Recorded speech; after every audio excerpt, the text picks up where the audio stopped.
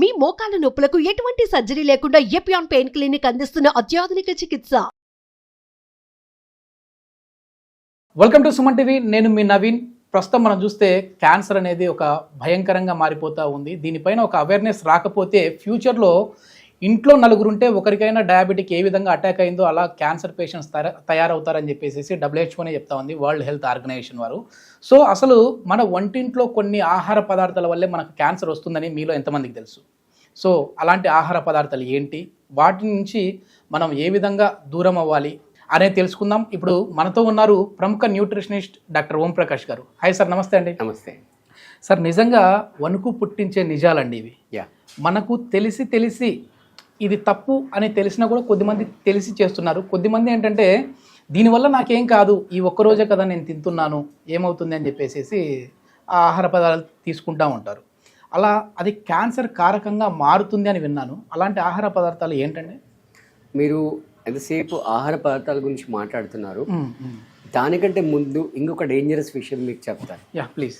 అదేంటంటే మనం ఆహారం తయారు చేయడానికి ఎటువంటి పాత్రలు ఉపయోగిస్తున్నాం, దాని మీద అది మేజర్ ఫ్యాక్టర్. యాక్చువల్ చెప్పాలంటే అసలు మన ఇండియాలో ఈ అల్యూమినియం, ఇండోలియం అంటుంటారు కదా, అసలు వాటి ఉపయోగం మన దగ్గర లేదు. అసలు మన ఇండియన్ కల్చర్లో లేదు, అల్యూమినియం లేదు. ఓకే. ఎప్పుడైతే బ్రిటిషర్స్ మనని రూల్ చేశారో అప్పుడు మన ఫ్రీడమ్ ఫైటర్స్ అందరూ కూడా జైల్లో పెట్టారు. వాళ్ళని ఆయుష్ తగ్గించడానికి, వాళ్ళని ఇండైరెక్ట్గా చంపడానికి, అంటే ఒక స్లో పాయిజన్ ఇస్తూ చంపడానికి వాళ్ళు తీసుకొచ్చిన ఒక ఆయుధం ఏంటంటే ఈ అల్యూమినియం పాత్రలు.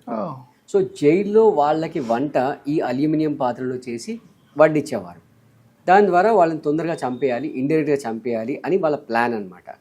దురదృష్టం ఏంటంటే అది మార్కెట్లో అంటే తక్కువ రేటు ఉండడం వల్ల అది పాపులర్ అయిపోయింది. మన కల్చర్లో మనము యాక్చువల్గా మీరు అబ్జర్వ్ చేసి ఉంటే పూరి జగన్నాథ్లో దేవుడికి నైవేద్యం రైట్ కుండల్లో వండుతారు. ఆ కుండల్లో వండిన పదార్థము దాని యొక్క డ్యూరబిలిటీ, షెల్ఫ్ లైఫ్ అనేది మీరు పదార్థాన్ని ఫ్రిడ్జ్లో పెట్టిన దానికంటే ఎక్కువ ఉంటుంది. 48 hours ఫుడ్ స్పాయిల్ అవ్వకుండా ఉంటుంది. 48 hours మీరు ల్యాబ్లో టెస్ట్ చేసుకోండి. మీరు ఆల్ ఓవర్ ఇండియాలో ఏ ల్యాబ్లో తీసుకెళ్ళండి కూడా వాళ్ళు ఫస్ట్ చెక్ చేసి ఇమీడియట్ చెప్తారు ఈ పదార్థం పూరి నుంచి తెచ్చారని చెప్తారు. ఓకే. సో అయితే కుండలో వాడండి, లేదు స్టీల్లో వాడుకోండి. రైట్. అంటే మీరు ఫుడ్ హ్యాబిట్స్ అనేది సెకండరీ, రైట్. దానికంటే ప్రైమరీగా రైట్ ఈ అల్యూమినియం పాత్రలు ఫస్ట్ వాటిని అవాయిడ్ చేయాలి. రైట్. రెండోది ఫుడ్లో మేజర్గా చెప్పుకుంటే ఆయిల్స్. ఈ పాకెట్లో దొరికే రిఫైన్డ్ ఆయిల్స్ ఏవైతే ఉన్నాయో అది క్యాన్సర్ రావడానికి అదర్ రీజన్. ఓకే. సో తర్వాత ఆ ఆయిల్ని యాక్చువల్గా ఆ ఆయిల్ ఏదైతే ఉందో ప్యాకెట్లో వచ్చే ఆయిల్ అది ఫస్ట్ ఆఫ్ ఆల్ వాడకూడదు. ఒకవేళ వాడినా కూడా ఒకేసారి వేడి చేయాలి, రెండోసారి దాన్ని వేడి చేయకూడదు. ఇప్పుడు మీరు స్ట్రీట్ ఫుడ్స్ తింటారు, నూడిల్స్ షాపు, బజ్జీల షాప్ వెళ్తారు, వాడు అసలు ఆయిల్ మార్చాడు. బజ్జీల షాప్ దగ్గర ఆయిల్ మార్చగా మొత్తం. అందుకే అది అంటే అది హీట్ని భరించలేదు. అసలు ఉండే కెమికల్ కాంపోజిషన్ ఉందో అది హీట్ని భరించలేదు. రైట్. అది ఒకసారి వేడి చేయడమే ఎక్కువ. అలాంటి దాంట్లోనే మళ్ళీ ఆయిల్ వేస్తాడు, మళ్ళీ ఆయిల్ వేస్తాడు, మళ్ళీ ఆయిల్ వేస్తుంటాడు. రైట్. సో ఫస్ట్ ఏంటంటే మనం రిఫైన్డ్ ఆయిల్ పక్కన పెట్టేసి మనం గానుగ నూనె వాడుకోవాలి. అంటే చూడడానికి మీకు కొంచెం ఎక్స్పెన్సివ్ అనిపించవచ్చు, బట్ లాంగ్ రన్లో మన హెల్త్ ప్రాస్పెక్టివ్లో మనం ఆలోచిస్తే ఒక్కసారి హాస్పిటల్లో పడినారంటే సార్ ఇక్కడ ఉన్న ఇది ఎక్స్పెన్సివ్ అని చెప్పి అనుకుంటూ ఉంటాం కదా, దానికి 10 రెట్లు 20 రెట్లు అవుతుంది. రీసెంట్గా మేము మొన్న ఒక యోగా క్యాంప్ కండక్ట్ చేసాము. దాంట్లో అందరు కూడా సీనియర్ సిటిజన్స్ వచ్చారు. అక్కడికి మేము ఎవరైతే ఫుడ్ సప్లై చేస్తారో వాళ్ళకి స్ట్రిక్ట్గా చెప్పాము, మీరు 1000 రూపాయల దగ్గర 1200 తీసుకొని 15,000 తీసుకోండి, బట్ మాకు రిఫైన్డ్ ఆయిల్లో చేసి పెట్టిన వంటలు మాత్రమే సప్లై చేయాలి అని స్ట్రిక్ట్గా చెప్పి అలా సప్లై చేయించుకొని మేము వాళ్ళకి సర్వ్ చేసాము. గానుగ నూనె, సారీ రిఫైన్డ్ ఆయిల్ కాదు, గానుగ నూనెనే చేయాలని చెప్పి అలా చేయించుకొని మేము వాళ్ళకి సప్లై చేసి అలాంటి ఫుడ్ మనం వాళ్ళకి పెట్టామన్నమాట. సో ఫస్ట్ పాత్రలు, సెకండ్ వచ్చేసి ఆయిల్, తర్వాత వచ్చేసి ఈ ప్రిజర్వేటివ్ ఫుడ్స్.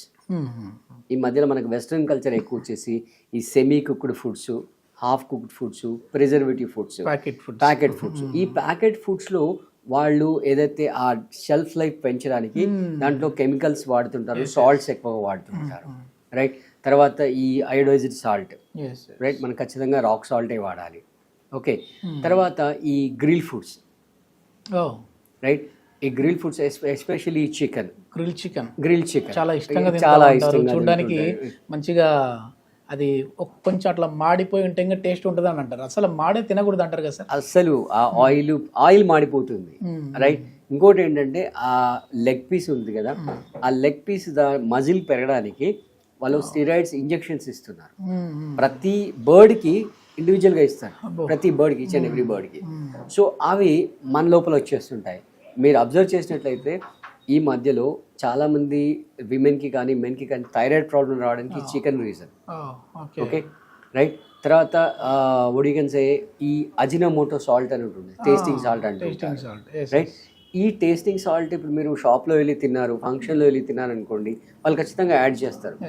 ఒకరోజు బెటర్ బిర్యానీ టేస్ట్ కొరకు, బట్ దాన్ని మళ్ళీ మనం కిచెన్లో పర్మనెంట్గా పెట్టి మనం డైలీ వాడామనుకోండి, మనం జస్ట్ ఇన్వైట్ చేస్తున్నట్టు. రండి బాబు అని చెప్పి క్యాన్సర్ ఇన్వైట్ చేస్తున్నాం, మనం వంటింట్లోనే పెట్టుకుంటా ఉన్నాం. ఎగ్జాక్ట్లీ. తర్వాత అంటే బేసిక్గా ఈ ఫుడ్ మన కళ్ళకి మన నాలుకకి టెంప్టింగ్ లాగా ఉండకూడదు. మీరు బయట రెస్టారెంట్లో అక్కడ చూస్తే ఫుడ్ ప్రిజర్వేటివ్స్, కలర్స్ వాడుతుంటారు, అవన్నీ కూడా హైలీ కెమికలైజ్. చికెన్ మన ఇంట్లో చేసుకుంటే నార్మల్గా ఉంటుంది, అదే మనం వచ్చేసేసి రెస్టారెంట్లో వస్తే మంచి రెడ్ కలర్లో కనపడుతూ ఉంటుంది.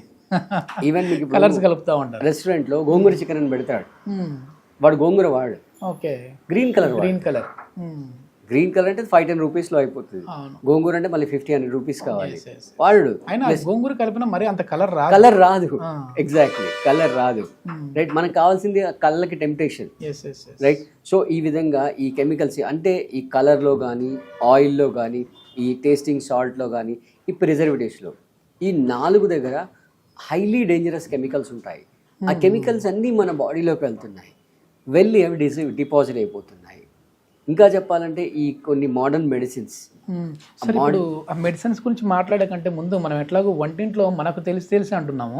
ఈ కలర్స్ అనేది మీరు ఫుడ్లో అనేసి అన్నారు, కానీ కారపొడి, పసుపులు కూడా ఇప్పుడు వచ్చేసేసి కలర్స్ యాడ్ చేస్తూ ఉన్నారు. పసుపు మంచి పచ్చగా కనపడాలి అని చెప్పేసి అందులో కూడా కలర్స్ యాడ్ చేస్తున్నారు. సో కారపొడి వచ్చేసేసి కారం ఉన్నా సరే ఆడిని చూడడానికి జనాలకేమో ఇది కలర్ లేదండి అంటున్నారు అని చెప్పి అందులో కలర్ కలుపుతా ఉన్నారు, రెడ్ కలర్. సో దానివల్ల కూడా ఇబ్బంది అంటారు. అదే నేను చెప్పాను కదా, అన్ని కలర్స్ అంటే మామూలుగా మీరు బిర్యానీ పైన ఎల్లో కలర్, గ్రీన్ కలర్ వేసుకోవడం, పీచు మిఠాయి కూడా బ్యాన్ చేశారు. ఎగ్జాక్ట్, చాలా స్టేట్స్ లో బ్యాన్ చేశారు.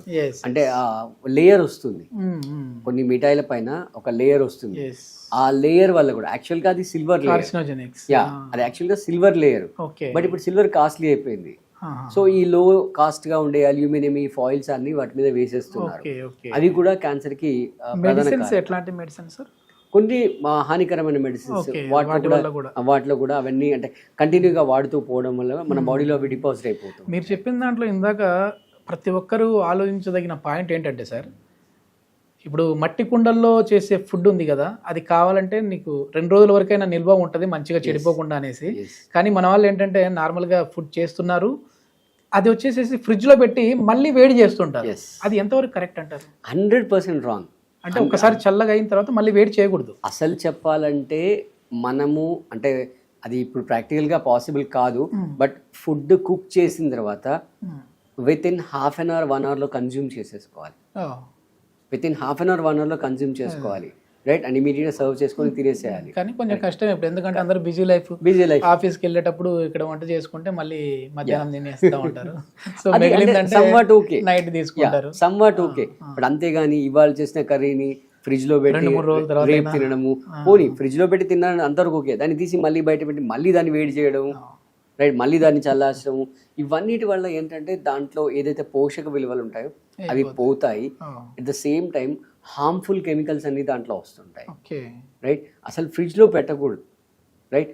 ఒకవేళ పొరపాటున పెట్టారనుకోండి, నార్మల్గా రూమ్ టెంపరేచర్లో పెట్టి కొంచెం నార్మల్ అయిన తర్వాత తినేయడం బెటర్, రైట్. అంతేగాని మళ్ళీ దాన్ని వేడి చేసి, రైట్, అలా చేయడం వల్ల కెమికల్స్ అన్ని కొత్తగా దాంట్లో జనరేట్ అయితే ఏదైతే హార్మ్ఫుల్ కెమికల్స్.